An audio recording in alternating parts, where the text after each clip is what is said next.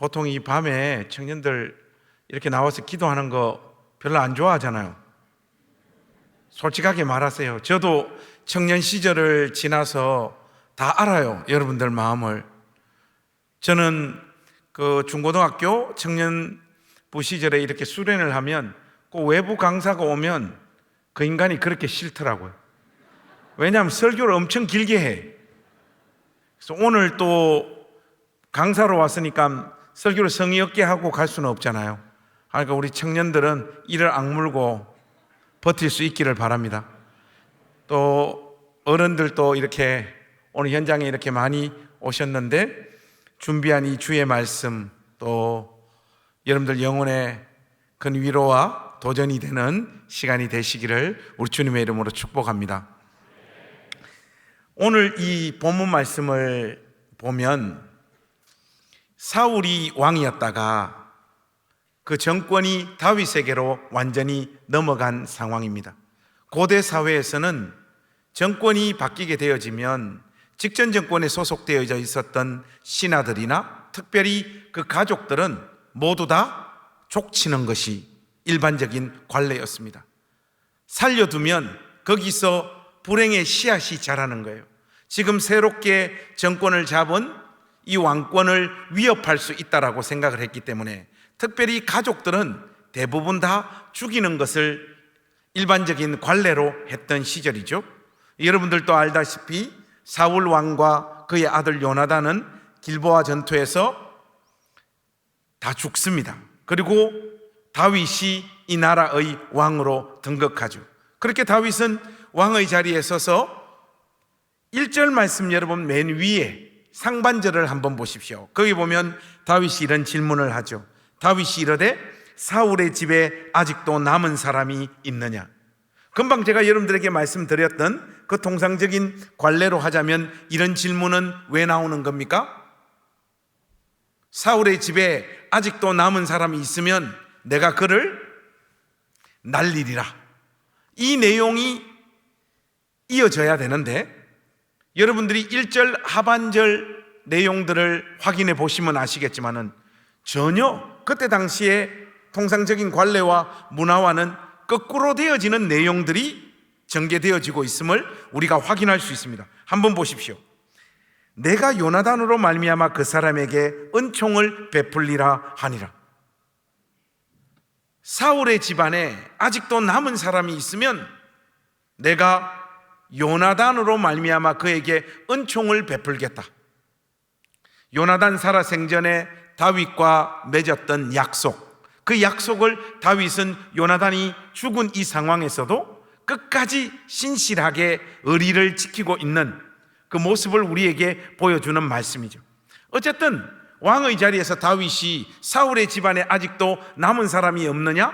그렇게 물으니까 이 사울의 집안에 아직도 누가 어디에서 어떤 모습으로 살고 있는지에 대한 정보를 제공하는 사람이 2절 말씀에 이렇게 등장합니다. 여러분들 2절 말씀을 우리가 한 목소리로 한번 같이 읽어보십시다. 시작. 사울의 집에는 종 한 사람이 있으니 그의 이름은 시바라. 그를 다윗의 앞으로 부르매 왕이 그에게 말하되 내가 시바냐 하니 이르되 당신의 종이니이다 하니라. 사울의 신하였던 시바라고 하는 인물이 나타나서 사울의 집안에 아직도 누가 살아있는지에 대한 정보를 다윗에게 제공합니다. 하는데 여러분 2절 말씀을 여러분들이 가만히 한번 들여다보십시오. 저는 오늘 이 스토리의 결론이 어떻게 나는가를 이미 알고 있는 사람입니다.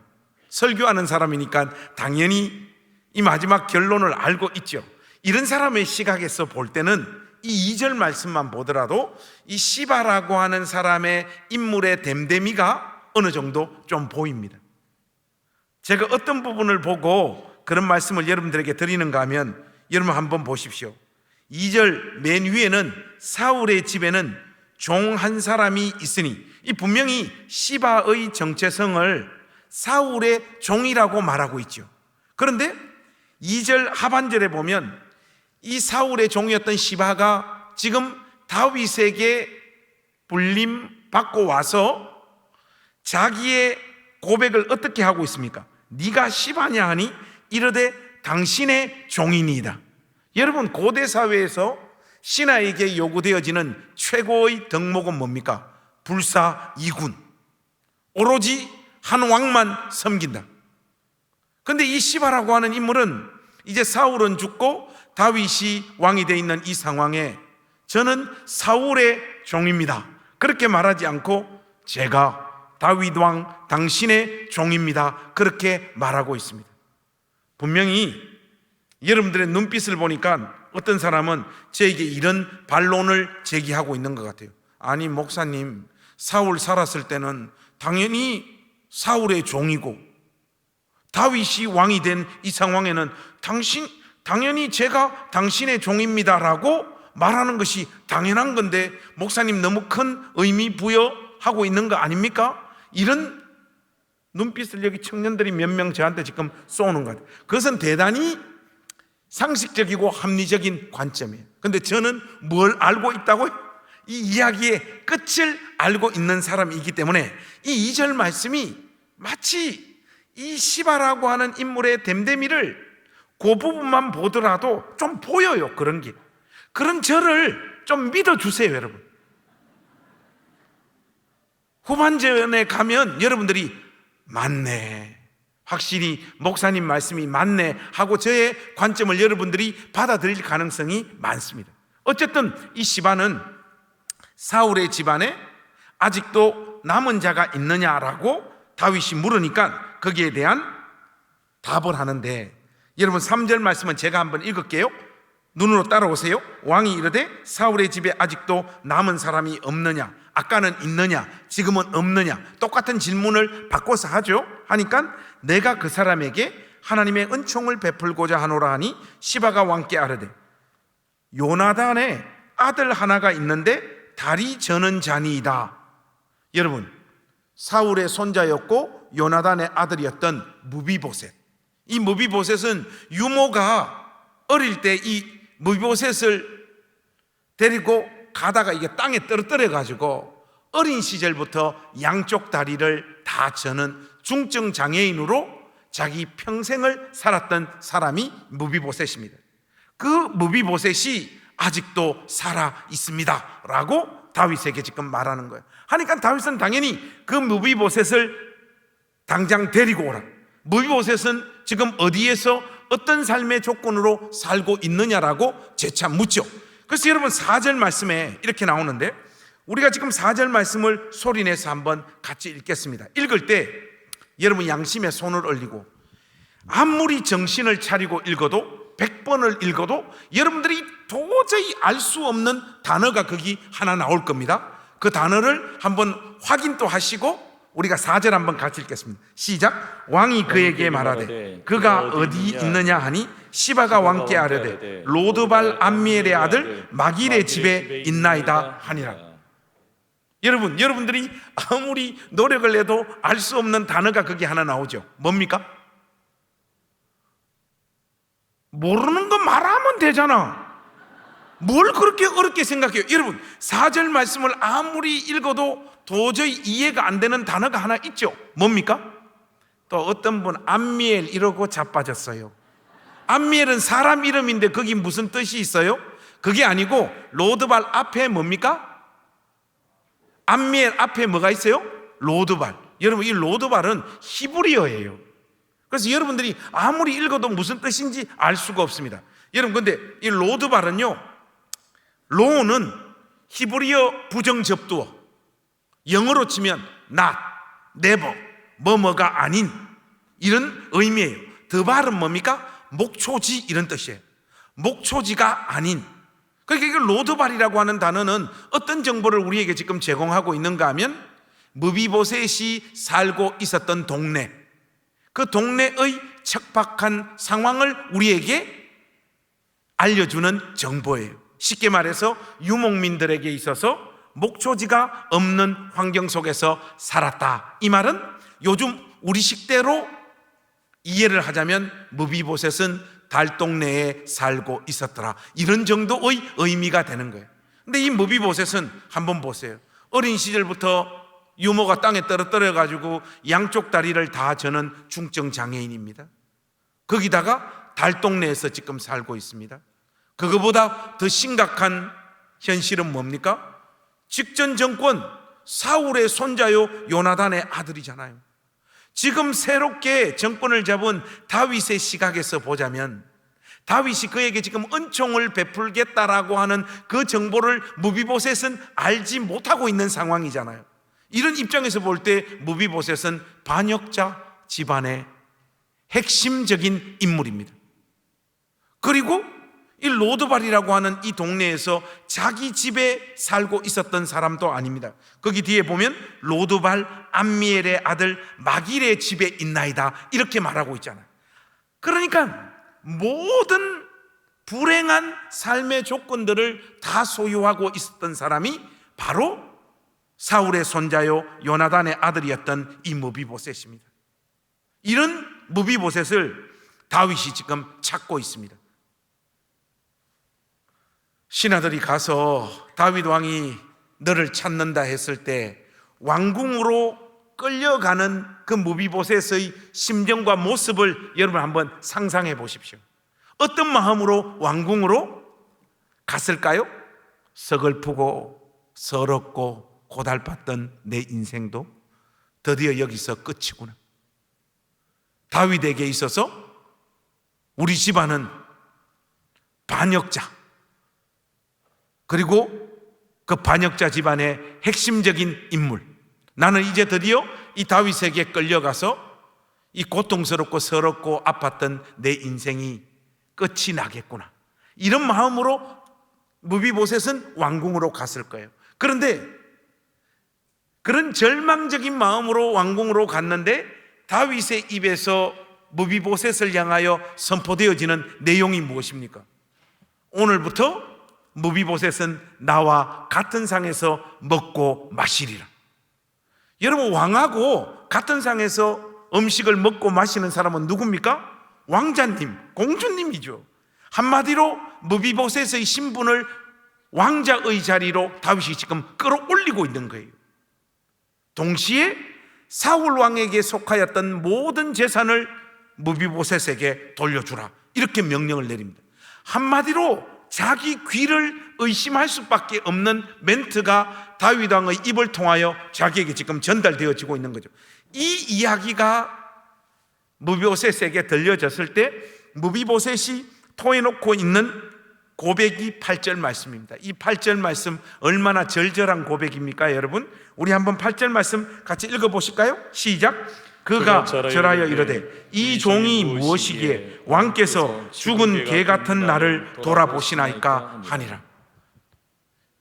제가 신학교 1학년 때 읽었던 찰스 스윈돌 목사님의 은혜의 각성이라고 하는 책에 보니까 이 무비보셋이 지금 다윗 왕에게 토해놓고 있는 이 고백 있잖아요.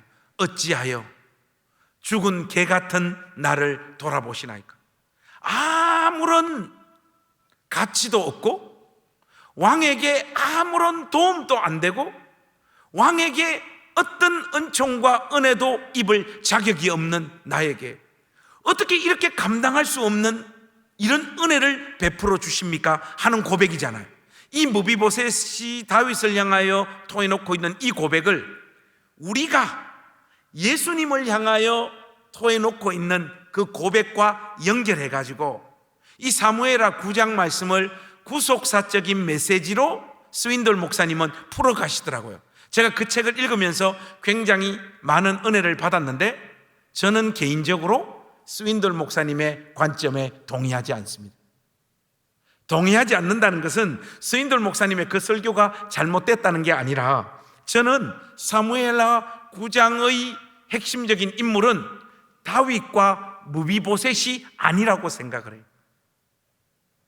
사무엘하 9장의 핵심적인 인물은 조금 전에 여러분들에게 말씀드렸던 사울의 종이었던 시바, 이 시바와 무비보셋을 자기 집에 함께 살고 감추어 두고 있었던 암미엘의 아들 마길, 이 두 사람의 모습을 우리에게 지금 비교하고 있고 사무엘하 기자는 우리로 하여금 시바의 길로 갈 것인지 아니면 로드발 암미엘의 아들 마길의 길로 갈 것인지 우리에게 어떤 결단을 촉구하고 있다라고 저는 확신합니다. 제가 이렇게 확신하는 것은 사무엘하 9장에서만 이 두 사람의 모습을 대조하고 비교하고 있는 것이 아니라 이어지는 이 시간 이후에 전개되어지는 다른 구절에서도 이 두 사람의 모습을 계속해서 비교하고 있기 때문에 그래요. 여러분 한번 보세요. 10절 말씀에 보시면 이 시바의 재산의 규모를 우리에게 살짝 소개하고 있습니다. 그 정보가 10절 말씀에 이렇게 나와 있어요. 여러분들 우리 10절 말씀도 한번 같이 읽어보실까요? 시작. 너와 내 아들들과 내 종들은 그를 위하여 땅을 갈고 거두어 내 주인의 아들에게 양식을 대주어 먹게 하라. 그러나 내 주인의 아들 무비보셋은 항상 내 상에서 떡을 먹으리라 하니라. 시바는 아들이 15명이요 종이 20명이라. 여러분 다른 내용은 다 제쳐두시고요, 맨 밑에 보면 시바는 아들이 15명이요 종이 20명이라. 이 문장을 세 글자로 딱 한번 바꿔보세요. 청년부에서 이거 맞추면 오늘 설교 시간을 30분 줄이도록 하겠습니다. 요거 시바는 아들이 15명이요 종이 20명이라. 어른들이 맞춰도 청년들을 위해서 설교를 줄이도록 하겠습니다. 네? 부자다. 좀 투박하시네요. 좀 고급스럽게 바꾸면 어떻게 됩니까? 중산층. 부자 정도는 아니고. 근데 여러분, 이 시바는 이 모든 재산을 사울 왕의 은총으로 축적하고 모았던 사람이지 않습니까? 그리고 다윗이 그에게 사울의 집안에 아직도 살아남은 자가 있느냐라고 물었을 때 그 정보를 유일하게 알고 있었던 사람이 시바입니다. 그리고 그는 사울의 은총을 입었던 사람입니다. 그러면 여러분, 상식적으로 우리가 추론했을 때 무비보셋이 로드발 암미엘의 아들 마길의 집에서 그렇게 비참한 삶의 조건 가운데 살고 있었다라고 하는 정보를 알고 있었던 이 시바는 당연히 무비보셋을 보호하고 지키고 함께하는 그 삶을 살아야 마땅했던 인물이죠.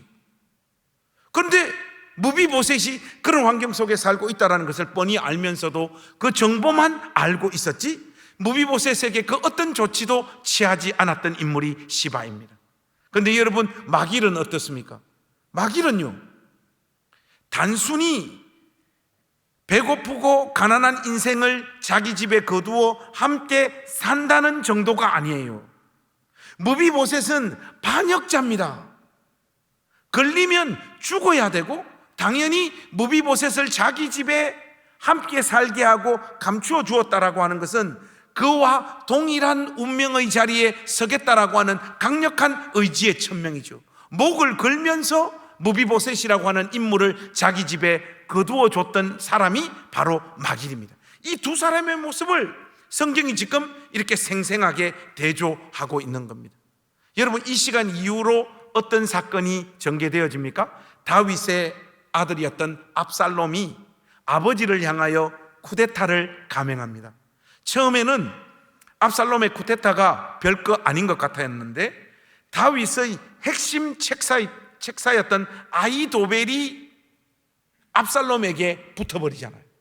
그때 이후로 본격적으로 압살롬의 쿠데타가 힘을 받기 시작을 합니다. 여러분 잘 알다시피 다윗은 왕이 되기 전에 사울에게 쫓겨가지고 하루는 동굴, 하루는 산, 하루는 황무지, 죽음의 공포에 매일매일 시달리면서 유다 땅 이곳저곳으로 도망을 다니다가 왕이 되고 그 삶을 종식했던 인물인데, 이제 왕이 되고 나서는 아들에게 쿠데타를 당해가지고 다시금 왕이 되기 전에 떠돌아다녔던 유다 땅 이곳저곳으로 도망을 다니며 쿠데타 세력이었던 그의 아들 압살롬의 군대와 싸우면서 이곳저곳으로 도망을 다니는 서글픈 운명의 주인공이 되고 맙니다.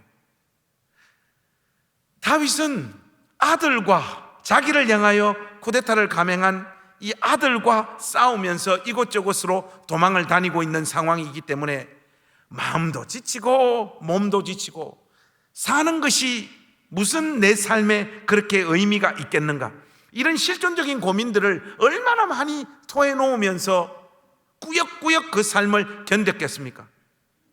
다 지치고 또 지치고 모든 것을 포기해버리고 싶은 그런 상황으로 다윗의 삶이 계속해서 내몰리는데, 여러분 이때 있잖아요, 누가 다윗을 찾아오는가 하면 우리의 예상을 성경이 확 뒤집어 엎어버립니다. 자, 여러분 16장으로 한번 가보십시다. 16장 1절과 2절 말씀 한번 보십시오. 16장 1절과 2절 우리 소리내서 한번 같이 읽겠습니다. 시작. 다윗이 마루턱을 조금 지나니 종 시바가 안장 지운 두나귀에 떡 200개와 금포도 100송이와 여름 과일 100개와 포도주 한 가죽 부대를 싣고 다윗을 맞는지라. 왕이 시바에게 이르되 내가 무슨 뜻으로 이것을 가져왔느냐 하니, 시바가 이르되 나귀는 왕의 가족들이 타게 하고 떡과 과일은 청년들이 먹게 하고 포도주는 들에서 피곤한 자들에게 마시게 함이니이다. 여러분 모든 예상을 깨고 제가 사무엘하 9장에서 부정적으로 묘사했던 인물 그 시바가요, 이 위기 상황에 내몰린 다윗을 공개하고 먹이기 위해서 엄청난 음식을 가지고 다윗을 찾아옵니다. 찾아오니까 다윗도 이 시바라고 하는 인물의 됨됨이를 어느 정도는 좀 파악하고 있었던 것 같아요. 그 결정적인 증거가 어딘가 하면 2절 맨 위에 한번 보세요. 왕이 시바에게 이르되 내가 무슨 뜻으로 이것을 가져왔느냐. 이게 뭔가 이 시바라고 하는 인물을 보니까 뭔가 말로 다 설명하기는 어려운데 좀 꼬롬한 뭔가 히든 모티브가 있는 것 같아요. 이 감추어둔 다른 동기가 있는 상태에서 이 음식을 가지고 온 것 같거든요. 네가 무슨 뜻으로 이것을 가지고 왔느냐 이렇게 물으니까 시바가 다윗의 이 질문을 딱 기다렸던 것 같습니다. 왕이시여, 저에게 무슨 다른 목적이 있겠습니까? 아들에게 쿠데타를 당해서 몸도 지치고 마음도 지치고 또 왕을 함께 수종드는 이 수많은 젊은이들, 이 신하들, 참모들, 제가 가지고 온 이 음식 먹고 힘을 내어서 이 압살롬의 쿠데타 세력과 싸워서 다시금 왕권을 회복하여 왕궁으로 돌아가는 그 모습 보고 싶어서 이 모든 음식 가지고 제가 지금 왕에게 나타난 것이죠. 거기에 무슨 다른 목적이 있겠습니까? 여러분, 몸도 지치고 마음도 지치면요 판단력도 흐려지지만 그때는요 자기에게 실질적인 도움을 주는 사람에게 마음이 다 빼앗기게 됩니다. 제가 목회를 하다 보니까 목사를 사랑하고 존경하고 잘 섬기는 사람들도 교회는 많지만은 목사 괴롭히는 것을 은사로 받은 새끼들이 있어요. 우리 교회도 3명 있습니다. 3명. 그러면 그때일수록 하나님 앞에 엎드려 기도해야 되는데 그게 쉽지가 않더라고. 솔직히 목을 조르고 싶어요. 그때 되면 이게 마음이 막 어렵고 막 기도를 해야 된다는 그 당위는 알겠는데 기도는 되어지지 않고 그 사람에 대한 미움이 막 내 안에서 이렇게 차고 올라올 때는요 판단력이 막 흐려져요. 그때는 누가 제일 고마운가 하면 목사님 목회 많이 힘드시죠? 제가 기도하겠습니다. 이런 사람 하나도 도움이 안 돼요. 안 고마워요. 돈 주는 사람이 제일 고마워요. 시바처럼 가지고 와가 물질적인 걸로 갖다 부어버리면요 몸도 지치고 마음도 지치고 영적으로 다운되어져 있을 때는요 진짜 자기에게 무엇이 복이 되는지를 몰라요. 그저 물질적으로 잘해주는 사람에게 마음이 다 빼앗기게 마련입니다. 그게 보통 사람의 가는 길이에요. 시바가 이렇게 다른 어떤 동기를 가지고 왔을 것 같은데 그게 아님을 항변하면서 먹을 것을 가지고 오니까 다윗이 시바에게 마음이 빼앗기면서 동시에 섭섭함이 다윗에게 차 올라왔던 것 같아요. 지금 이 위기 상황에 상식적으로 하자면 이 많은 음식들을 가지고 누가 나타나야 됩니까? 무비보셋이 나타나야죠. 그렇지 않습니까? 무비보셋은 다윗으로부터 어마어마한 은총을 받은 주인공이지 않습니까? 그런데 다윗 마음에 전혀 예상하지 못했던 시바는 이렇게 많은 음식들을 가지고 이 위기 상황 가운데 자기를 찾아오는데 은총을 입은 무비보셋은 전혀 찾아오지 않습니다. 그래서 여러분 3절 말씀 보면 다윗이 시바에게 이런 질문을 하나 더 하잖아요. 왕이 이르되 내 주인의 아들이 어디 있느냐? 무비보셋은 지금 어디서 무엇을 하느냐? 이것을 다윗이 묻습니다. 이 질문에 시바는 딱 기다렸어요. 이어지는 내용 한번 보세요. 시바가 왕께 아뢰되 예루살렘에 있는데 그가 말하기를 이스라엘 족속이 오늘 내 아버지의 나라를 내게 돌리리라 하나이다 하는지라. 왕이시여, 왕에게 그 큰 은혜를 입은 무비보셋은 지금 예루살렘 성에 남아서 원래 순서대로 하자면 이 나라의 왕권은 우리 할아버지 사울, 그 다음은 우리 아버지 요나단, 그 다음은 당연히 내가 그 왕권을 이어받는 것이 원래 질서인데 드디어 다윗을 패하시고 하나님께서 이 왕권의 질서를 새롭게 회복하셨다라고 예루살렘 성에 남아서 그렇게 나팔 불고 있나이다라고 시바가 지금 다윗에게 구라를 치고 있는 거예요. 이간질을 지금 하고 있는 거예요. 하니까 몸도 지치고 마음도 지쳐있는 이 다윗이요, 이 이야기를 듣자마자 어떤 이야기를 통해 놓습니까? 4절 보십시오. 4절 우리 소리내서 한번 같이 읽어보실까요? 시작. 왕이 시바에게 이르되 무비보셋에게 있는 것이 다 내 것이니라 하니라. 시바가 이르되 내가 절하나이다. 내 주 왕이여, 내가 왕 앞에서 은혜를 잊게 하옵소서 하니라. 무비보셋의 모든 재산, 다윗이 무비보셋에게 하사했던 사울의 모든 재산이 누구에게로 넘어갑니까? 시바에게로 넘어가는 일이 벌어지고 맙니다. 시바는요, 다윗에게 이 많은 음식을 가져왔던 핵심적인 이유가 뭐냐? 무비보셋에게 넘어갔던 사울의 모든 재산을 자기 것으로 강탈해 오기 위해서 음식을 가지고 왔던 거예요. 신학교에 입학하면 조직 신학 시간에 뭐 여러 가지를 배우는데 특별히 성경과 관련해서 배울 때 축자 영감설이라는 걸 배웁니다. 성경의 모든 말씀 1.1획도 빠뜨림없이 전부 다 하나님의 영감으로 기록된 말씀이다. 그렇게 우리가 신학교에서 배워요. 당연히 저도 총신처럼 우리 침신도 똑같이 축자 영감설을 받아들이죠. 근데 확실히 1.1획도 빠뜨림없이 하나님 말씀이 정말로 성령의 감동으로 기록된 말씀이라는 걸 이 말씀이 정말 보여주는 것 같아요. 사람 이름 짓는 거 한번 보세요. 시바. 하는 짓이 딱 시바잖아요. 딱 이름만 생각을 해도 이 사람이 어떤 짓을 했다가 바로 딱 떠오르잖아요. 그렇지 않습니까? 우리 발음 한번 해볼까요? 시작. 뭐 시바 이랍니까? 거기 시바 하면 되죠. 하는 짓이 딱 시바입니다. 그죠? 그리고 이 시간 이후에 여러분, 압살롬의 쿠데타는요 더 힘을 받기 시작을 해요. 다윗은 완전히 그로기 상태로 내몰립니다. 하나님의 특별하신 간섭이 아니면 이제 이 모든 왕권이 압살롬에게로 넘어가고 다윗은 폐위되어지고 이 나라의 왕권은 압살롬에게로 넘어가는 그 절체절명의 위기, 시바가 음식을 가져왔을 때보다 더 심각한 상황으로 다윗의 삶이 내몰립니다. 그때 여러분 있잖아요, 또 한 부류가 음식을 가지고 다윗을 돕기 위해서 또 나타납니다. 여러분 17장 한번 보세요.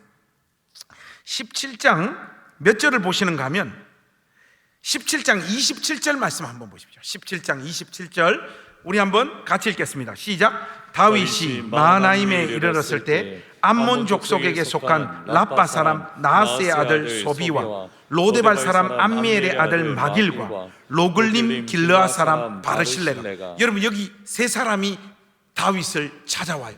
그리고 가지고 온 음식의 양과 수준 한번 보세요. 28절 29절 보니까 침상과 대야와 질그릇과 밀과 보리와 밀가루와 볶은 곡식과 콩과 팥과 볶은 녹두와 꿀과 버터와 양과 치즈를 가져다가 다윗과 그와 함께한 백성에게 먹게 하였으니 이는 그들 생각에 백성이 들에서 시장하고 고나고 목마르겠다 함이더라. 이 엄청난 음식을 가지고 와서 다시금 마지막까지 하나님의 언약이 담지되어져 있었던 이 다윗을 끝까지 공개하고 그와 함께했던 세 사람이 우리에게 17장에서 소개되어지고 있는데, 그 세 사람들 중에 한 사람이 누굽니까? 사무엘 9장에 등장했던 로드발 암미엘의 아들 마길이 거기 포함되어 있어요. 그런데 이 세 사람들 중에 대표는 누구냐? 바르실레입니다. 하나님께서 극적으로 이 쿠데타에 개입하시죠.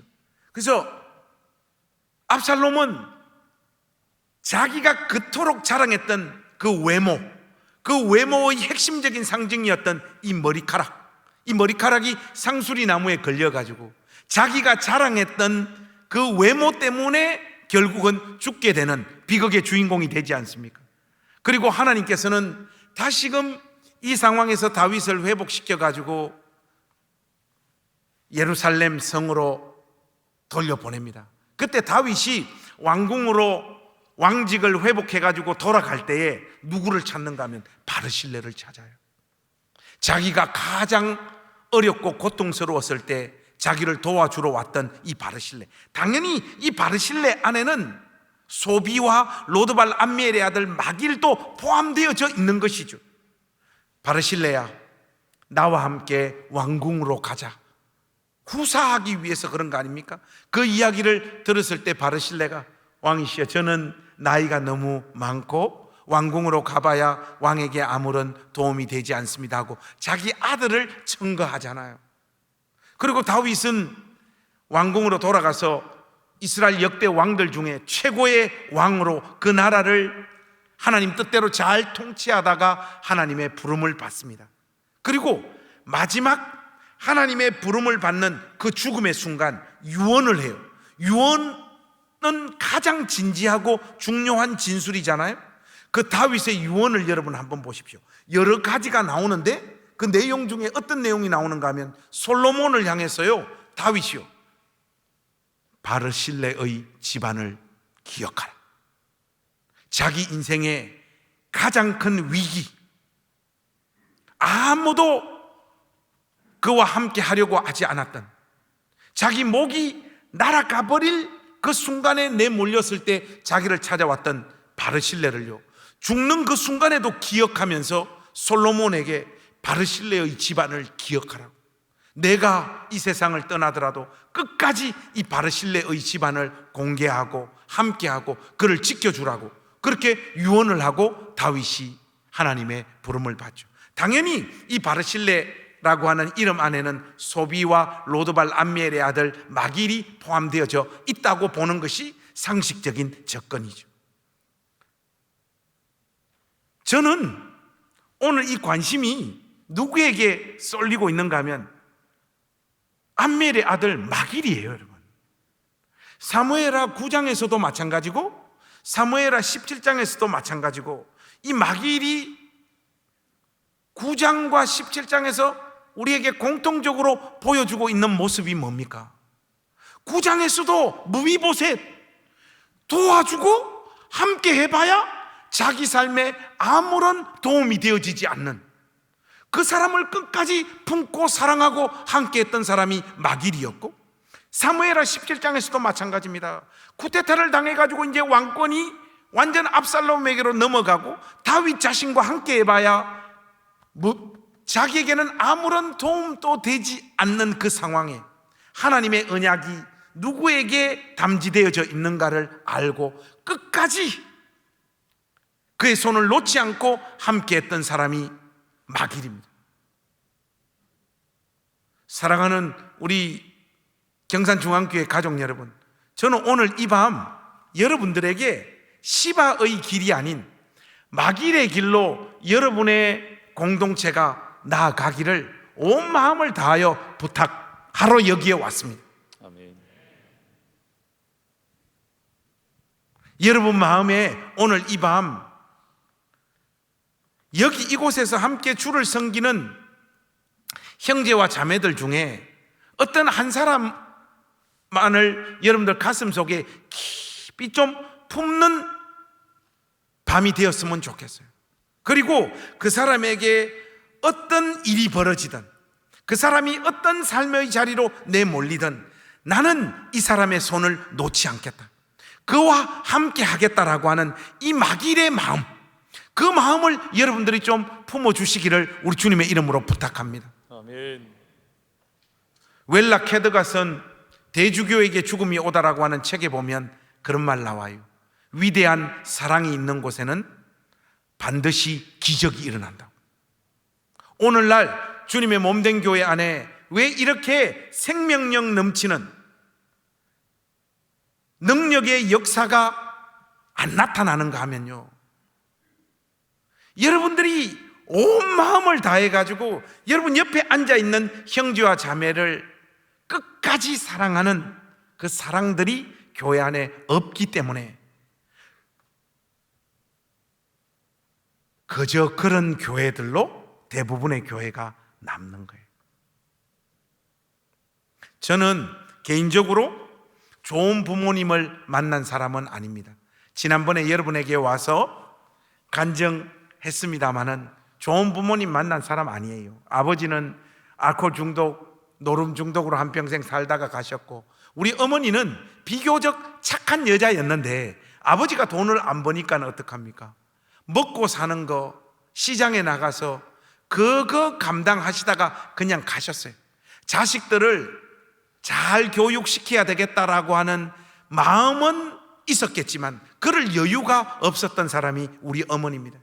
그냥 근근히 자기 인생을 견디고 자식들에게 먹을 것을 입에 넣어주는 그 삶, 그 역할 감당하다가 그냥 가셨어요. 저는 부모님으로부터 가정교육을 제대로 받아봤다든지 아니면 꿈을 가져봤다든지 칭찬을 받아봤든지 격려를 받아봤든지 이런 적이 한 번도 없어요. 여기 앉아있는 우리 청년회 우리 형제와 자매 여러분들은 그래도 자라면서 부모님으로부터 칭찬도 받고 이런저런 격려도 좀 받으면서 자란 세대잖아요. 근데 목사님은 단 한 번도 부모님으로부터 뭘 잘한다, 귀하다, 아이고 수고했다 이런 말 들어본 적 없어요. 오로지 욕과 구타. 그래서 근데 그게 저는 특별한 저만의 경험이라고 생각하지 않고 세상 사람들이 다 나처럼 사는가 보다 싶고 그냥 그렇게 살았어요. 그렇게 살다가 우연찮게 교회를 가게 된 거죠. 우리 고향교회 갔는데 지난번에 말씀드렸다시피 형님의 협박 때문에 어쩔 수 없이 교회를 갔기 때문에 교회를 빠질 수가 없었어요. 그래서 그때 교회를 가기 시작을 해서 저 평생 동안 단 한 번도 저는 교회를 빠져본 적이 없어요. 오늘 여러분들에게 와서 이 설교를 하는 순간까지. 그런데 하나님 은혜로 그랬던 것이 아니라 안 가면 죽으니까, 형님한테 맞아 죽으니까 꾸역꾸역 교회를 다녔던 사람이에요. 그래서 교회 학교 졸업하고 중등부 졸업하고 고등부에 올라갔는데 그때 저의 인생을 바꾼 우리 고향교회 이정혜 집사님, 지금 이정혜 권사님, 우리 선생님을 만났죠. 그때 우리 선생님 나이가 지금 제 나이보다 조금 어렸던 것 같아요. 만났는데 이 아줌마가 말이에요, 저를 처음 만났을 때 보자마자 저를 이렇게 안아요. 안으면서 저의 눈을 이렇게 쳐다보시면서 네가 관성이야? 그러더라고요. 예. 그러니까 우리 선생님이 그래요. 관성아, 선생님이 사람 좀 볼 줄 아는데 니는 애가 눈빛이 벌써 다르다. 너 앞으로 커서 엄청난 인물이 될 것 같아. 저보고 그러는 거예요. 근데 저처럼 엮이는 가정 속에서 자란 아이들은 칭찬을 받으면 좋은 게 아니에요. 그 사람의 동기를 파악하는 거예요. 이 아줌마 바래. 나한테 이런 좋은 말 해가지고 얼라들 마음을 이렇게 빼들어가지고 계속 교회 오게 하려고 나한테 일부러 좋은 말 해주네, 그런 생각이 딱 들더라고요. 칭찬을 해줘봐야 그 칭찬이 저 영혼 안으로 스며들지를 못합니다. 그게 상처 많은 아이들의 특징이에요. 사람을 끊임없이 의심하는 거예요. 그런데 우리 선생님은 그렇게 하는 걸 한 번 그렇게 하고 멈추지 않으세요. 만날 때마다 그러는 거예요. 만날 때마다 안아주시고, 관성아, 선생님이 사람 좀 볼 줄 안대. 니는 애가 벌써 눈빛이 보통 애 눈빛이 아니다. 넌 크면 엄청나게 훌륭한 사람이 될 거야. 계속 만날 때마다 그러니까 저 마음에 어떤 일이 벌어지는가 하니까 이게 막 간지럽고 힘들면서도 그 말 듣는 게 좋은 거예요. 그러니까 나도 누군가로부터 존중받고 사랑받고 싶은 갈망이 내 안에 있다는 걸 제가 그때 살짝 발견을 했어요. 근데 우리 선생님이 저의 어떤 가정적인 배경, 제가 어떤 삶의 조건에서 학교를 다니고 교회를 오는지를 이미 다 파악하고 있더라고요. 여러분, 우리 그 학교 다닐 때 그 등록금 못 내면 교무실에서 전교생들에게 중앙방송 때려버리잖아요. 3학년 1반에 누구, 3학년 2반에 누구, 야 지금 등록금 안 낸 애들 빨리 교무실로 와. 우리 때는 그랬어요. 그러면 가면 전교생들 뭐 700명 800명 되는 애들 중에 한 4-5명 와 있어요. 그러면 뭐 교무주임이 이 새끼들 언제까지 등록금 내, 빨리 등록금 내야지 이 새끼들 다음 주까지 낼 거야 안 낼 거야. 지금 생각하면 이건 완전 폭력인데 우리 때는 그랬어요. 그 앞에 가면 얼마나 수치를 당하고 모욕을 당합니까? 창피해가지고 고개를 들 수 없을 만큼 선생님한테 혼이 나고 그랬었죠. 근데 뭐 우리 엄마 아버지 뭐 돈이 없는데 뭐 등록금이 없는데 제때 어떻게 등록금을 줍니까? 근데 우리 선생님이 제가 이런 환경 속에서 공부를 하고 있다는 거 이미 우리 선생님 다 파악하고 계시더라고요.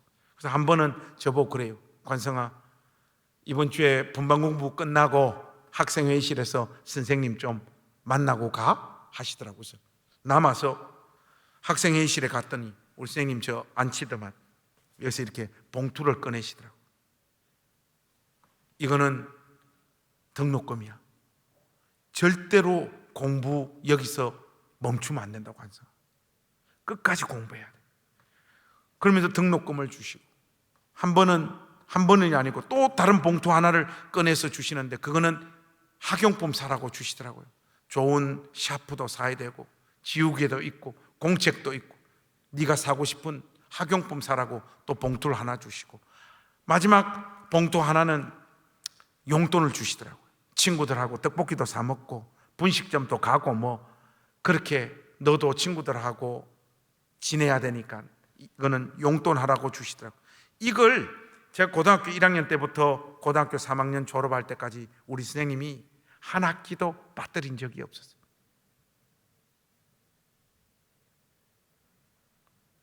저는 누군가로부터 존중을 받고 사랑을 받아봤던 적이 없는 사람인데 저에게 우리 선생님이 이렇게 아낌없이 사랑을 막 부어대시니까 저도 모르게 그 상처 많았던 아이의 영혼이 이 선생님이 나에게 하는 어떤 말들, 나에게 가르쳐 주시는 하나님 말씀을 향하여 저 마음의 문들이 조금씩 열리는 거예요. 저는요, 목사님들의 설교를 듣고 인격적으로 예수님 만난 사람 아니에요.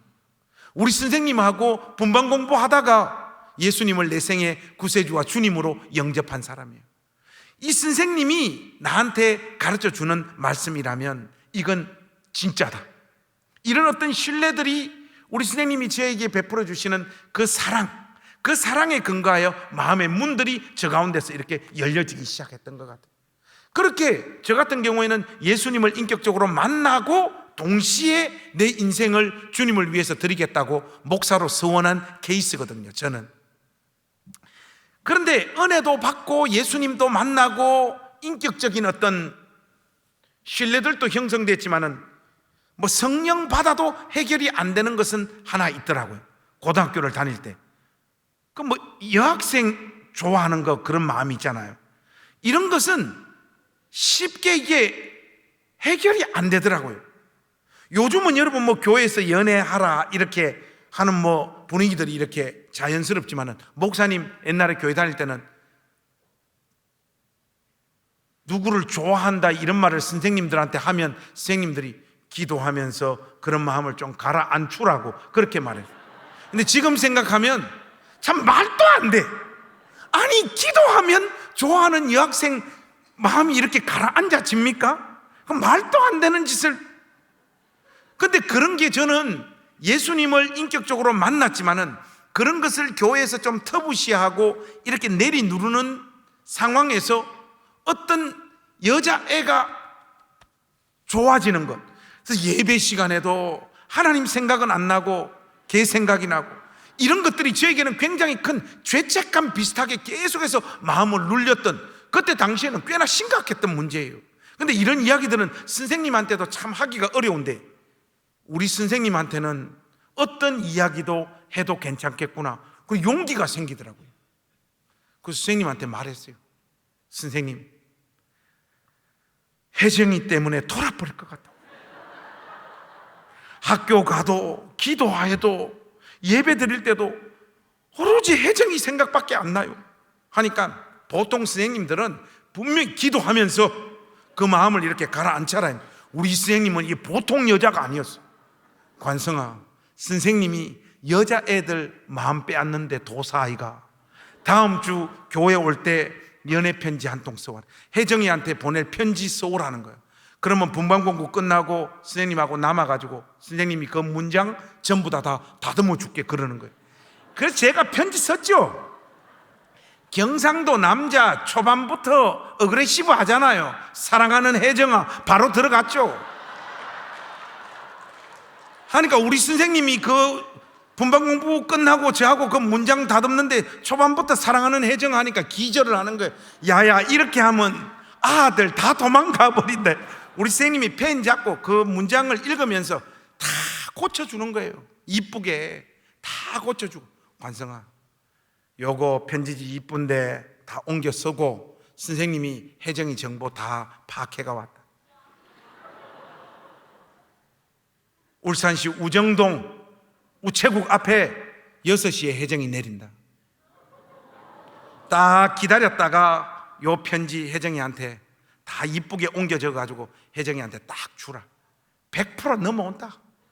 우리 선생님이 용기를 주시다. 그래서 선생님 시키는 대로 이쁘게 편지지에 그 문구 다 바꿔가지고 기다렸는데 혜정이가 진짜 내리는 거예요. 그때 지금 생각하면 주를 만났을 때보다 더 설레였던 그 혜정이 내려오길래 부끄럽지만은 혜정아 이렇게 하고 편지를 줬죠.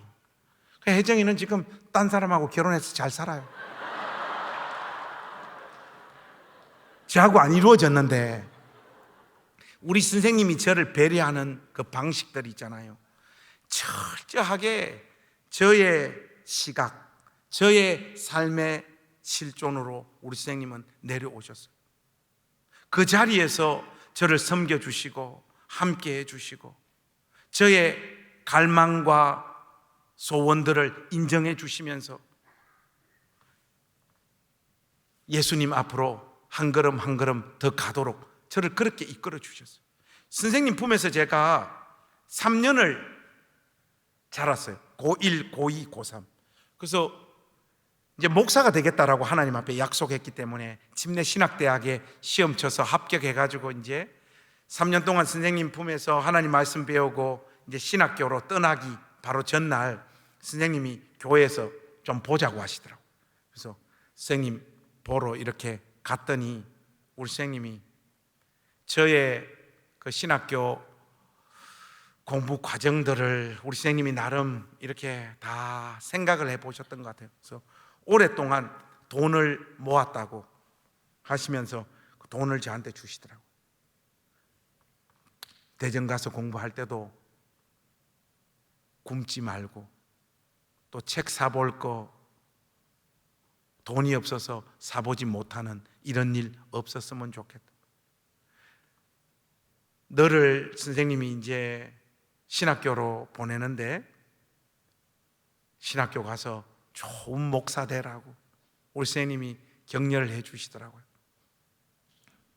그러시면서 우리 선생님이 저한테 질문을 하나 하시더라고요. 관성아, 선생님 인생의 전성기가 언제 시작됐는지 너 알아? 그러시더라고요. 우리 선생님이 키가 좀 작고 인물이 별로였어요. 선생님 시집 가기로 결정된 날, 그날이 선생님 인생의 전성기 아니에요? 하니까 아니라는 거예요. 그럼 결혼하셔가지고 아들 둘 낳았을 때 그때 선생님 인생의 전성기 아니냐니까 아니라는 거예요. 그 선생님 인생의 전성기가 언제냐고 하니까 너, 관성이 너 고등학교 1학년 때 너 만나서 너에게 하나님 말씀 가르치기 시작하면서 선생님의 인생의 전성기도 시작됐다. 너 만나고 너를 사랑하고 너에게 하나님 말씀 가르치는 이 3년 동안이 선생님 인생에 제일 행복하고 좋았던 날이라고. 제가 목사가 되기 위해서 이런저런 신학 수련도 하고 많은 분들로부터 좋은 영향들 많이 받았지만은 신학교 떠나기 전날 우리 선생님이 저한테 해줬던 그 말이 있잖아요. 너를 만나고 너에게 하나님 말씀을 가르치기 시작하면서 선생님 인생의 전성기로 시작됐다라고 하는 그 말보다 내 평생에 더 감동적인 말은 없어요. 나 같은 아이 그렇게 사랑하고 섬기고 끝까지 함께 해줘서 우리 선생님한테 무슨 유익이 있습니까, 여러분? 제가 신학교 가고 나서도 우리 선생님은 저 손을 놓은 적이 한 번도 없어요. 우리 선생님 품에서 예수 안 믿는 두 아이가 목사가 됐어요. 한 명이 누군가 하니까 요번에 1박 2일 한다고 내가 그 친구를 만나고 왔는데 나 경산중앙교회 가서 부흥회하고 왔어 그러더라고요. 그게 최병락이에요. 이 최병락이 예수 안 믿는 집안에서 목사가 됐어. 그리고 한 명이 그 최병락보다 더 위대한 저입니다.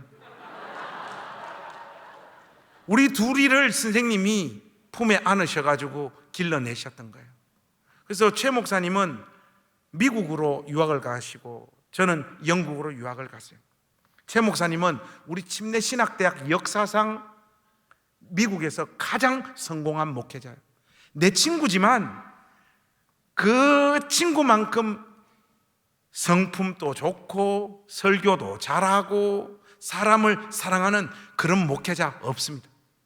내 친구지만 내가 진심으로 사랑하고 존경하는 목사가 최 목사예요. 그 최 목사는 미국 가서 목회를 하자마자 인생이, 저는 영국 유학 갔다 와서 한국에서 개척을 했는데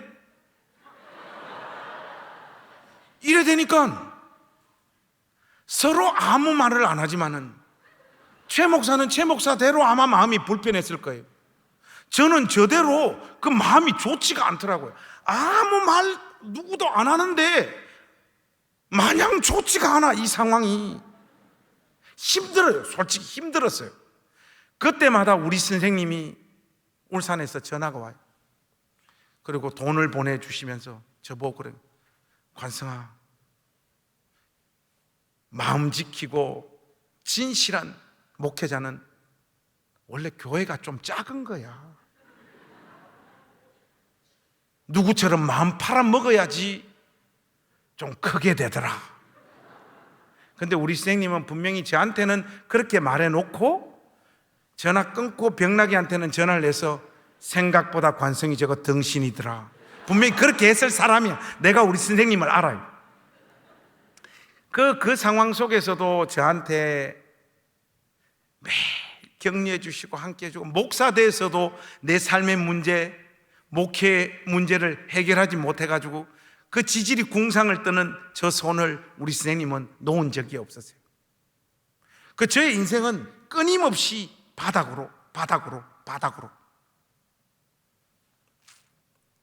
뭐 어떻게 아무리 몸부림쳐도 안 되더라고요, 여러분. 인생이 뭐 어떻게 하다가 그때 2013년도인가 그때 본질이 이긴다라고 책을 한 권 썼는데, 여러분 그 기독 서적은 2,000권 팔리면 베스트셀러예요. 많이 안 팔려요. 예수 믿는 사람만 읽으니까. 5,000권 팔리면 이거는 초대박. 10,000권은 이거는 하나님의 역사예요. 10,000권 이상 팔리는 책은 없어요. 그런 책은 거의 없어요. 그런데 그 2013년도에 무슨 이렇게 붐이 일어났는지 10,000권 이상 팔린 책이 3권이나 나왔어요. 한 권이 분당 우리 교회 이찬수 목사님 책, 제가 출판 관계자들을 통해서 들었어요. 그런데 이분 책은 반칙인 게 교인들이 사주면 10,000권이잖아요. 이런 거는 이거 순위에 넣으면 안 됩니다. 저는 그렇게 생각합니다. 그리고 또 한 권이 10,000권이 넘었는데 선한 목자교회 유기성 목사님 책, 이것도 반칙이에요, 여러분. 교인이 그냥 사주면 10,000권이잖아요. 그때 제가 도시 빈민들하고 사역하고 있었을 때인데 우리 교인들이 20명도 안 됐을 때인데 저의 책 본질 이긴다가 20,000권 넘게 팔렸을 거예요. 그래서 막 저의 인생이 그때 2살이었나? 그때까지 한 번도 하나님은 저를 도와주지 않으셨어요. 기도를 해도 안 도와줘, 기도원 가도 안 도와줘, 아무리 찾고 매달려도 하나님은 한 번도 안 도와주시더만 막 그때부터 막 인생에 막 은혜를 부어주시고, 이거 도저히 감당할 수 없을 만큼 저의 삶을 막 휘몰아치기 시작을 하시더라고요. 하니까 교회도 성장을 했습니다마는 막 여기저기 설교 초청들이 쏟아지고 막 방송 요청들이 막 이루어지고 정신을 못 차리겠다고. 그때 그 새롭게 하소서인가? 그 프로그램에서 저보고 한번 나와달라고 하더라고요. 서울말을 못 쓰기 때문에 저는 방송 못 나가요. 방송 나가서 우사당하기 싫어요. 하니까 목사님 사투리 써도 되니까 방송 나오라는 거예요. 그 꾸역꾸역 해가서 방송 나갔어요. 그 여자 그 사회자가 이제 저 어린 시절 이렇게 막 물으시더만 중간쯤에 저한테 그러시더라고요. 목사님, 선생님 이름 한번 불러보라는 거예요. 그래서 이정혜 선생님 하고 이름을 불렀더니 울산하고 전화 연결을 해놨더라고요. 우리 선생님이 나오시는 거예요. 그러니까 그 여자 아나운서가 우리 선생님한테, 선생님, 김 목사님 학창시절에 어떤 학생이었습니까? 이렇게 질문하는데, 이야, 이 할매가요 방송을 알아요. 저를 거의 사도 바울급으로 끌어올려버립니다. 그때부터 애가 벌써 눈빛이 다르고 막 창피해가지고 죽겠더라고. 방송을 알아. 이 할머니가 쫙 끌어올리는, 거의 12사도 의전회의에 올라간 기분. 그러니까 아나운서가 또 이어지는 질문으로, 김 목사님 어디가 그렇게 사랑스러웠냐고 그렇게 묻는데 우리 선생님이 그러시더라고. 나한테 친아들이 2 있는데 나는 내 친아들보다 김 목사님 더 사랑했다. 그 이야기를 듣는데 왜 그렇게 눈물이 쏟아지는지 모르겠어요. 와, 말이 더 이상 하기가 어렵더라고요. 저도 울고 사회자들도 울고 이래가 녹화가 잠깐 그때 중단돼서 다시 찍고 이랬었는데, 저 인생을 이렇게 한번 뒤돌아봐요. 나 고등학교 1학년 때 우리 선생님 안 만났으면 지금 뭐 하고 있을까? 이런 생각을 하면 정말 아찔해요, 여러분. 예수님을 먼저 만나서 예수님을 구세주와 주로 믿으며 예수님으로부터 받았던 그 한없는 사랑과 은혜를 자기 인생을 통과시켜서 저에게 아낌없이 쏟아 부어준 우리 선생님 사랑 때문에 오늘 제가 여기 있는 것 같습니다. 하버드 대학교의 데이터라고 하는데 엄마 아빠 양쪽으로부터 그 어떤 사랑을 받지 못한 아이라도 인생의 여정 가운데 그 누군가로부터 사랑받은 경험이 있으면 그 아이는 삐뚤어지지 않는데, 저를 보면 그거 맞아요. 정말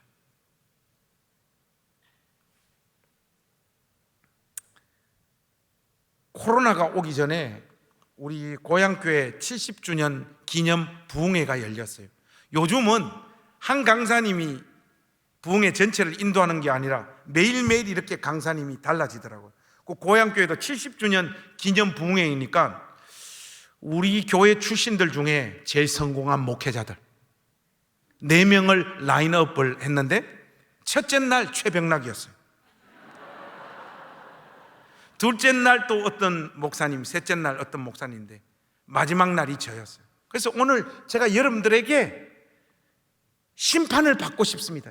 여러분, 첫째 날 강사가 오리지널입니까? 마지막 날 강사가 오리지널입니까? 확실하게 해 주십시오. 첫째 날은요, 그 아무것도 아닌 거예요. 제가 마지막 날 그 강사였는데 강단에 이렇게 서니까 저 어렸을 때 철부지 시절에 우리 주일학교 선생님들도 계시고 다 있는데 우리 선생님이 예배당 정중앙에 앉아 계신 거예요. 저 가르칠 때만 하더라도 나이가 40대 중반인가 그랬는데 이제 70이 넘으셨어요. 그래서 우리 선생님이 가운데 앉아 있는데 선생님 이렇게 보는데 눈물이 나서 설교를 못 하겠는 거예요. 거기서 자라서 목사가 돼서 선생님 앉혀놓고 설교하니까 그 마음이 여러분 어땠겠습니까? 꾸역꾸역 참으면서 그 설교를 감당을 했어요. 감당을 하고 축도하고 이렇게 내려갔어요. 하니까 우리 고향교회 집사님들 장로님들 다 오셔가지고 안아주시고 축하해 주시는데 그 모든 사람들을 뚫고 우리 선생님이 저한테 오시더만 저를 이렇게 안아주시고 우리 선생님 우시더라고. 김 목사, 좋은 목사님 돼줘서 고맙다. 근데 우리 선생님이 저한테 해주셔야 되는 말씀이 아니라 우리 선생님 때문에 제가 있는 거잖아요. 그 우리 선생님 제가 인생에서 만나지 못했으면 어떤 모습으로 제 인생을 살고 있을지. 오늘의 저는 예수님을 저보다 먼저 만났고 그 예수님의 사랑을 먼저 경험해서 그 모든 사랑 저에게 아낌없이 쏟아부어 주신 그 우리 선생님 사랑 때문에 제가 그 자리에 있는 거예요. 선생님 안고 그날 참 많이 울었는데 잊을 수 없는 경험이죠. 저는 많은 분들로부터 영향을 받고 저의 목회 철학을 정립을 하고 그렇게 지금 고양시에서 목회를 하고 있습니다마는 그 어떤 사람이 보여줬던 또 가르쳐줬던 내용이 아니라 우리 선생님이 저를 향하여 사람 대접해줬던 아낌없이 저를 사랑해줬던 그 방식대로 우리 교인들을 사랑하고 섬기고 그 모습대로 목양하려고 애를 쓰고 있습니다. 저의 목회 철학은 다른 거 없어요. 그냥 우리 선생님이 저에게 보여주셨던 그 사랑 그대로 성도들을 사랑하고 섬기는 것, 그것이 저의 목회의 목표고 목회의 철학이에요. 그런데 여러분, 교회는요 좀 이상한 게 있어요. 그게 뭔가 하면 그 교회 목사님들하고 성도님들하고 좀 닮아요. 여러분, 특히 담임 목사님하고 성도들은 닮아요. 여러분, 이 말이 여러분에게 제가 지금 욕을 하고 있는 겁니까? 칭찬을 하고 있는 겁니까? 여러분의 담임 목사님과 여러분은 닮았어요. 칭찬입니까? 욕입니까? 칭찬인 거 어떻게 알아요? 당연히 칭찬이죠. 제가 왜 이 말씀을 드리는가 하니까 제가 우리 행신교회를 7년 전에 개척을 했는데 아니 오는 인간들이 제대로 된 인간들이 없어요.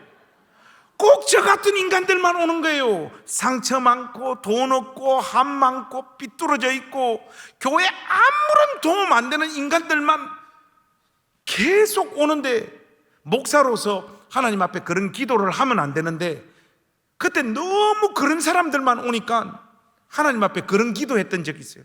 하나님, 우리 교회도 제발 정상 좀 보내주세요. 정말 진심을 담아서 그렇게 기도했던 적이 있어요. 그래도 그런 사람들 잘 안 와요. 한 번은 한 청년이 왔어요. 한 청년이. 얘가 해군 장교로 군대에 입대해가지고 3천만 원인가 돈을 모았어요. 그리고 그 돈 가지고 전역하자마자 스타트업을 시작을 한 거예요. 정부 지원을 받고 핸드폰 앱 만드는 회사를 만들었는데 처음에 잘 나가다가 미끄러져 버린 거예요. 그 빚더미에 안고, 얘가 장로교 통합측 큰 교회 청년회 회장까지 했던 애인데 이제 도저히 부끄러워서 자기가 다니고 있는 교회는 못 다니고 검색을 하다가 고양시에 이상한 목사님이 한 명 있다. 그걸 어디서 찾고 우리 교회로 온 거예요. 오지마 이씨, 왜 이런 새끼들만 오나? 그 왔는데 솔직히 그때는 막 너무 힘들고 이러니까 또 그런 애가 오니까 막 짜증이 올라오더라고. 네 이야기를 한번 들어보자. 목사니까 연극은 해야 될 거 아니에요. 앞에 대놓고 싫은 척 할 수는 없는 거 아니에요. 이야기를 들어보니까, 여러분, 기도하는 목회자 마음에는요 촉이라는 게 있습니다. 촉이라는 게. 이야기 듣다 보니까 얘는 이대로 그냥 내버려 뒀다가는 뭔가 극단적인 선택할 것 같은 거예요. 한강 가서 뛰내리든지 연탄불 피우든지 뭐 어떤 극단적인 짓을 할 것 같은 그런 느낌이 확 떠밀려 오는 거예요. 안 되겠다. 주일날 교회 와라 그렇게 말하고 끝날 일이 아닌 거예요. 그렇게 이름이 선재인데, 선재야, 너는 내일부터 무조건 아침에 교회로 출근해라 해서 그 다음 날부터 얘를 데리고 저는 목회를 했어요. 그러니까 아침, 점심, 저녁을 저하고 같이 먹었어요. 그리고 제가 목회하는 모든 동선에 선재는 같이 따라다녔어요. 전도사도 아닌데 그냥 전도사도 해버린 거예요. 그냥 하루 종일 얘하고 같이 사는 거예요. 그러다가 늦으면 우리 집에서 자고, 얘를 그냥 데리고 살아요. 아침, 점심, 저녁 사먹이고, 또 뭐 청년이니까 기본적인 품위 유지는 해야 되니까 없는 돈에 쪼개가지고 용돈 주고, 어디서 한번 설교하고 받은 사례비 있으면 선재야 이거 써 하고 어쨌든 버텨야 된다. 버티다 보면 좋은 날이 온다. 근데 여러분, 버텨도 좋은 날이 안 와요. 제가 목회를 해보니까 안 되는 놈은 안 돼요. 오해 없이 들으세요, 여러분. 기도해도 안 되는 놈은 안 돼요. 기도 안 해도 되는 놈은 돼요. 우리 선재는 어떤 유형이냐? 기도해도 안 되고 기도 안 해도 안 돼요. 저하고 있으면서도 중간에 이런저런 일들 많이 했어요. 노가다도 하고 아르바이트도 하고 살아야 되니까 기본적인 돈은 있어야 되기 때문에 이런저런 일을 하는데, 하면 끝까지 하는 법이었고 좋은 결과로 마무리되는 적이 한 번도 없는 거예요. 그러니까 어떡합니까? 그냥 끼고 살아야 되는 거예요. 얘 그냥 손 놔버리면 뭔가 극단적인 선택을 해버릴 것 같은 거예요. 그래서 한 번은 얘가 저한테 그러는 거예요. 목사님, 한샘 인테리어에서 8주 훈련만 받으면 정규직으로 전환시켜주는 프로그램이 있다는데 목사님, 제가 그거 한번 해볼까요? 그러더라고요. 선재야, 네가 뭘 해보고 싶다라고 하는 마음을 가진 거, 그것만 해도 얼마나 귀하냐. 한번 해봐라, 한번 해봐라 해서 선재가 그 일을 시작을 했어요. 했는데 아니나 달라 한지 3주 만에 못하겠다는 거예요. 속으로 어떤 생각이 드는 거예요? 쌍놈 새끼, 니는 안 된다 이 새끼야. 속으로 너는 안 된다 정말. 야, 이거 어떻게 하면 좋냐. 그때 저하고 같이 사역하고 있었던 우리 우성균 목사, 성균아 가서 알아봐라. 선재 왜 3주 다니고 못하겠는지 한번 알아보라니까. 목사님 이미 다 알아놨습니다. 이유가 뭐냐니까. 차비가 없어서 못 간다. 에이씨, 야 이씨, 하기 싫어서 안 하는 거지 무슨 차비 없어가지고 회사 못 간 놈이 어디 있어. 다시 알아봐. 그래서 다시 가서 알아봤는데 진짜 차비가 없는 거예요. 엄마 아버지 막 폭삭 그냥 주저앉아서 집에 10원 한 장이 없는 거야, 돈이. 그 얘가 3주 동안 이번에는 저 실망 안 시키려고 버스 타고 회사 갔다가 점심 굶고 거기서 일 배우고 집에 올 때 3시간씩 걸어가지고 집에 오고 그 3주를 왔다 갔다 한 거예요. 근데 도저히 애가 지쳐서 도저히 이 일을 할 수 없다는 거예요. 그 이야기를 딱 들으니까 얘 이대로 그냥 내버려 뒀다가는 얘 인생 전체가 뭐 하다가 그만둔다든지 뭘 마무리를 못하는 인생이 될 것 같은 거예요. 이 도저히 안 되겠다. 무슨 일이 있어도 돈을 구해가지고 우리 선재가 이 일을 마무리할 수 있도록 좀 해야 되겠다 하는데 우리 교회에 누가 돈이 있지? 아무리 생각을 해도 돈 가진 사람이 없는데 가진 사람이 있어. 우리 집사람. 제가 얼핏 들은 게 있어요. 우리 지호 지은이 그 보험 들어놓은 거 뭐가 있다라는 거 제가 알았어요. 여보,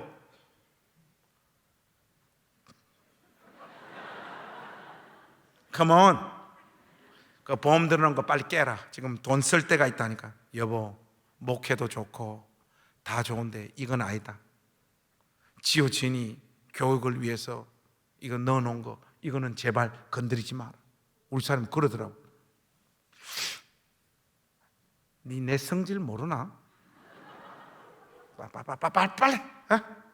빨리 깨라 하니까 절대로 안 된다. 이거는 절대로 건드리지 마라. 우리 사람 그러는 거예요. 하씨, 이게 빨리 깨. 신랑이를 엄청 여보 빨리 해라. 빨리. 제가 이거 쪼으면 우리 사람이 못 견뎌요. 계속 쪼으니까 우리 사람이 전화해가지고 돈 그때 200만 원인가? 그 해약을 하니까 돈을 받았어요. 그 선재 목양실로 불렀죠. 선재야, 네 이거 여기서 멈춰버리면 넌 진짜 다 끝난다. 목사님은 네가 이거 8주 끝나고 이 일 잘해가 돈 많이 벌고 잘 되는 거 목사님은 절대 생각 안 한다. 근데 8주는 해라. 8주는 8주는 해라. 시작한 거 마무리는 한 번만 해라. 그냥 그것만 해라. 목사님 돈 구해왔다. 돈 받아 하니까 돈 주고도 못 받는다. 이씨, 야, 너 이 돈 안 받으면 목사님하고 너는 완전 끝이야. 돈 받고 해. 그리고 회사 갈 때 버스 타고 가지 마. 택시 타고 가버려. 남들 10,000원짜리 사 먹을 때 20,000원짜리 사 먹어. 집에 올 때도 택시 타고 와. 이 돈 다 써도 돼. 8주는 해라. 목사님 한 번 부탁할게. 8주만 해라. 얘가 이게 뭐 벌벌 떨면서 이거 돈을 못 선지야 받고 가서 8주만 해라. 얘가 울면서 그 돈 가지고 갔어요. 가지고 가서 우리 선재가 그 한샘 훈련을 8주를 끝냈어요. 끝내고 첫 배치를 어디 받았는가 하면 목동 지점에 배치를 받았어요. 배치를 받았는데 이 월급 구조가 뭐 기본급이 150만 원 주고 나머지는 자기가 실적을 얼마나 올리느냐에 따라 월급 액수가 이렇게 결정되어지는 구조인데 그 일을 10년, 15년 먼저 시작한 사람보다 우리 선재 실적이 첫째 날, 둘째 날, 셋째 날 실적이 더 좋은 거예요. 막 쭉쭉쭉쭉 뻗어가는데 우리 같은 사람은요, 뭐가 잘 되면 좋은 게 아니라 불안해요. 왜냐? 한 번도 끝까지 잘 돼 본 적이 없으니까 이게 막 불안한 거예요. 좋으면서도 저거 언제 또 꼬꾸라져 가지고 또 상처받아 가지고 우리 선재 언제 또 울게 될까, 막 그게 걱정인 거예요. 우리의 삶의 기본적인 그 불안함이 그거잖아요. 초반 끝발, 개 끝발. 끝까지 잘 되는 경우는 없잖아. 나 같은 사람 인생에서, 선재 같은 인생에서 그런 날은 없잖아요, 여러분. 하니까 개를 지켜보고 있는 저 마음이 얼마나 불안해요. 그런데 멈추지를 않아요. 쭉쭉쭉쭉 뻗어가는데 선재가 그 일을 시작한 그 해 연봉이 1억, 그 다음 연도 1억 5천, 2억, 쭉쭉쭉쭉 막 계속 뻗어나가는 거예요. 이거 도대체 이거 뭔 일이야 이거. 한 번은 선재한테 전화가 온 거예요. 목사님, 오늘 저하고 저녁 좀 먹읍시다 한데 그 말이 왜 그래 웃겨요? 이때까지 밥을 100번 먹으면 100번 다 내가 밥을 사 먹였는데, 목사님 우리 교회 그 앞에 화정역에 소들역이라고 그 암소집 아시죠? 거기 7시까지 좀 나오십시오 하는데, 이게 뭐 같지 않기도 하고 이게 너무 좋은 일이잖아요. 기쁘고. 그래서 저녁에 갔어요. 가니까 선재가 이미 고기다 제일 좋은 거 시켜놓고 고기를 굽고 있더라고. 앉아가. 좋은 날이잖아요. 굽으면서 밥을 먹기 시작을 했는데 분위기가 뭔가 이렇게 좀 디프레션 돼 있는 거예요. 그래서 이건 왜 이러지? 선재 눈을 이렇게 보니까 고기를 구우면서 울고 있는 거라. 좋은데 선재가 우는 거예요. 너무 좋았어. 우리 경상도 사람 그런 어색한 거 못 견디잖아요. 저는 특히 교회에서 제일 힘든 게 목사님하고 사모님 앞으로 나오세요 해서 당신은 사랑받기 위해 태어난, 그거는 범죄라고 봅니다. 제가 볼 때는 너무 힘들어 그런 거. 근데 이 선재가 이게 우니까 그 얼마나 어색해요. 어색해. 빨리 스피드 있게 고기를 빨리 먹었어요. 이게 더 이상 같이 있으려니까 힘들더라고. 좋으면서도 야 선재야 니 잘 되니까 목사님 너무 기분 좋다. 앞으로 더 열심히 해라 하고 어색하니까 빨리 저는 나와서 집으로 갔어요. 선재가 빨리 그 정리하고 계산을 하고 저 뒤를 따라오더라고. 따라오면서 목사님 하면서 뛰어오더만 저희 호주머니에 봉투를 하나 팍 집어넣고 휙 도망을 가더라고. 제가 사례비를 많이 받아봐가지고 저는 딱 잡으면 얼마인 줄 알아요. 딱 잡으니까 이거는 100% 세종대왕이야. 이거 신사임당이면 이거 절단날 액수예요. 근데 이게 보통 목사님들은 점잖게 집에 가서 이렇게 열어보는데 도저히 못 참겠는 거라. 그래서 바로 딱 올려가지고 딱 열었는데 신사임당이 이만큼 들어가는 거예요. 놀래가지고 선지한테 바로 전화를 했어요. 야 이 새끼야, 이제 돈 좀 번다고 목사님한테 무슨 돈을 이만큼 집어넣었어? 뭐라고 이야기를 하는데 저쪽 수화기 끝에서 아무 말이 안 들려요. 그래서 가만히 이렇게 들어보니까 선재가 울고 있더라고. 뭔가 말을 하고 싶은데 감정이 이게 주체가 안 돼가지고 저한테 말을 못 하는 거예요. 선재야, 하여튼 네가 잘 되니까 목사님이 참 좋아. 그래 고맙다 하는데 선재가 이 감정을 다스린 다음에 저보고 그래요. 목사님, 저도 이 교회에 와서 목사님 만나고 꿈이 생기고 내 인생에 비전이 생겼어요. 그러더라고. 이 새끼, 우리 교회는 비전과 꿈이 없는 교회인데 네가 지금 조직을 배신하나? 니까짓 게 무슨 꿈이야. 우리한테 안 어울리잖아 그거는. 하니까 목사님 그런 꿈 아니라고. 그 선재 네 꿈과 비전이 뭐냐니까. 목사님, 저의 인생에서 삶의 목표는 오직 하나밖에 없습니다. 돈 벌어가지고 목사님 집 사드리는 거 하고 얘가 펑펑 울어요. 행신교회 7년간의 사역의 날들을 떠올려 봤을 때 제일 행복하고 제일 감격하고 고마웠던 날들이 그날이었던 것 같아요. 우리 선생님이 저한테 보여주셨던 그 사랑, 흉내라도 내면서 살아야 되겠다라고 걸어갔던 그런 열매들이 우리 선재를 통해 가지고 그렇게 열매 맺는 모습을 보면서 예수님께서 말씀하신 대로 우리가 서로 사랑하면 우리가 예상할 수도 없는 진짜 기적들이 주님의 몸된 교회 안에서 나타나는구나. 저의 목회 여정을 통해서, 선지의 모습을 통해서 그걸 확인하게 됐어요. 우리 오늘 그 부목사님을 통해서 제가 그 이야기를 들었는데, 제가 2주 전에 우리 행신교회가 7년 만에 교회가 이쁘게 잘 성장을 했어요. 그래서 분리개척을 해야 돼서 부목사님들 세워서 분리개척하려고 마음을 먹었다가, 이 코로나 시기에 이런 시기에 애들 개척 내보내면 애들 다 얼어 죽을 것 같은 거예요. 그래서 고민을 하다가 내가 나가겠다 결심을 했습니다. 하고 교회에 선포를 했어요. 고기도 먹어본 놈이 잘 먹고 개척도 한번 해본 사람이 더 잘할 것 같아서 내가 나가겠다. 근데 이 수도권에 교회를 개척을 하면 우리 교회가 흔들릴 것 같은 거예요. 아무래도 저보고 다 온 사람들 아니겠습니까? 하니까 수도권에 또 개척하면 우리 행신교회 가족들이 또 빠져나와서 행신교회 본진이 흔들릴 것 같아서 나는 울산으로 가겠다.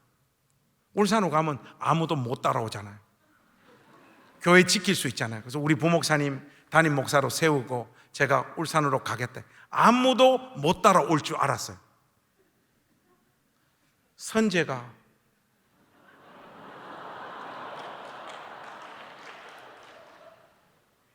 이틀 전에 찾아왔어요. 목사님, 저 목사님 따라 울산 갑니다. 네 애들하고 와이프하고 다 어떻게 됐나? 와이프하고 더 가고 싶어 합니다. 그리고 목사님, 제가 가야지 목사님 마지막 이야기가 완성되는 거 아니에요?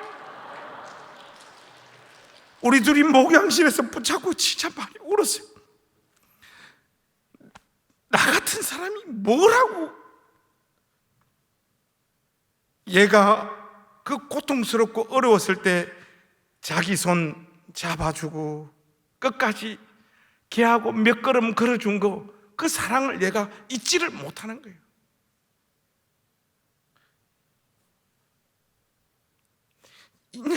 이 녀석이 재밌는 게, 저도 아직 울산에 집을 안 구했는데 목사님 중구에 구해야 돼? 남구에 구해야 돼? 전화가 오는데 웃긴데 눈물이 나는 거예요. 야, 이게 진짜 주님의 몸된 교회 안에서 이 세상이 흉내낼 수 없는 사랑이구나. 자, 그걸 확인했어요. 선지야, 가자. 분리개척이라고 했으니까 한 명은 가야지. 선재 데리고 제가 올 7월부터 울산에 떨어져서 개척교회를 새롭게 시작할 계획입니다.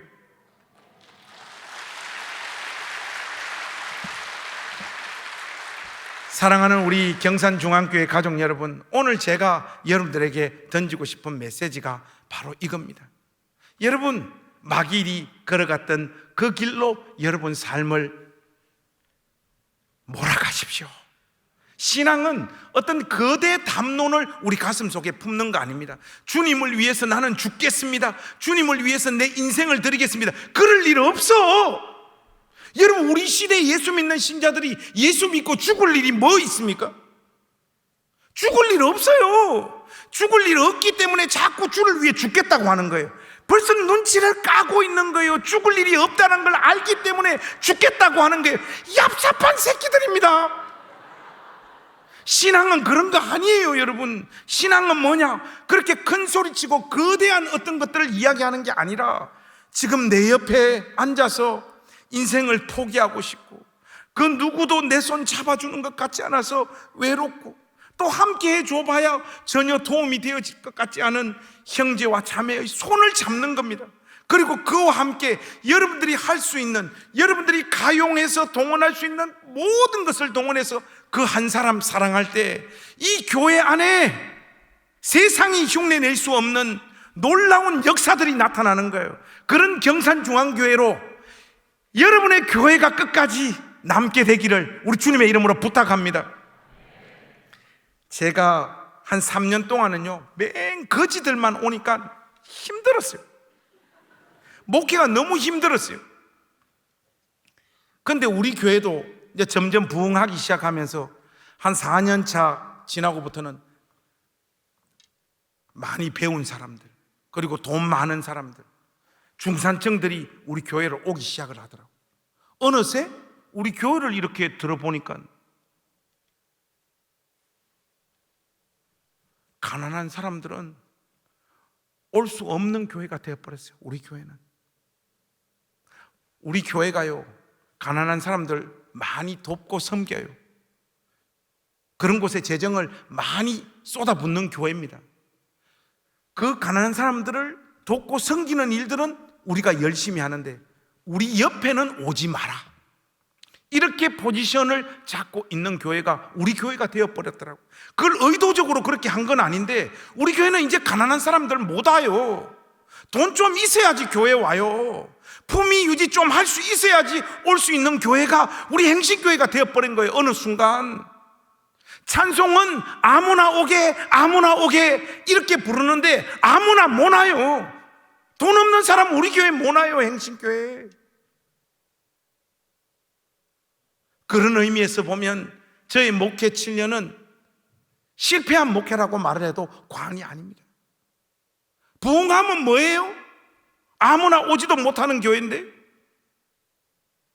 저도 어느 순간 저하고 대화가 잘 되고 교양 있고 우아하고 저를 따뜻하게 대접해주는 그런 권사님, 그런 집사님들이 좋고 편한 거예요. 어느 순간 우리 선생님이 아무 조건 없이 사랑해 줬던 그런 스피릿과 그런 사랑들이 어느 순간 다 지워지고 없는 거예요. 경산교회, 경산중앙교회 가족 여러분, 여러분 교회는 끝까지 문턱을 낮추어서 진실로 아무나 오는 교회로 남으시기를 우리 주님의 이름으로 부탁합니다. 아무나 진실로 이 예배당 안으로 와서 이 예배당 안에 한 번이라도 몸을 담은 사람은 이 메시지 앞에 도전받은 그 심령의 소유자들이 그 손 놓지 않고 끝까지 함께하고 섬기고 돌보고 그의 인생을 책임지는 그 역사로 말미암아 여기 이곳에서 죄의 무게로 무너지고 인생의 무게로 무너졌던 하나님 형상대로 지음받은 한 영혼들이 낮은 문턱을 유지하고 있는 이 경산중앙교회 안으로 들어오면서 그 영혼들이 회복되어지고 살아나는 그 위대한 역사들이 끊임없이 창출되어지고 만들어지는 교회로 여러분의 교회가 남게 되시기를 우리 주님의 이름으로 부탁합니다. 함께하고 도와주고 섬겨봐야 여러분들에게 아무런 도움이 될 것 같지 않는 사람들을 환영하는 그런 교회로 여러분 교회가 남게 되시기를 우리 구주 예수 그리스도의 이름으로 축원합니다.